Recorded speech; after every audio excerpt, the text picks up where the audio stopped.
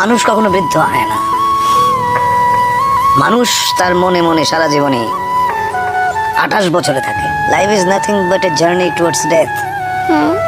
মৃত্যুর দিকে ক্রমাগত এগিয়ে যাওয়ার নামই হচ্ছে জীবন। এই জন্য এগিয়ে যাওয়ার এই যে জার্নি, এই জার্নির মাঝখানে অনেক কিছু ঘটে, অনেক আনন্দ ঘন পরিবেশ যায়, সময় যায়, অনেক অনেক অনেক বিব্রতকর সময় যায়, অনেক বেদনার সময় যায়, অনেক লজ্জার সময় যায়। এই জার্নিটাই হচ্ছে জীবন।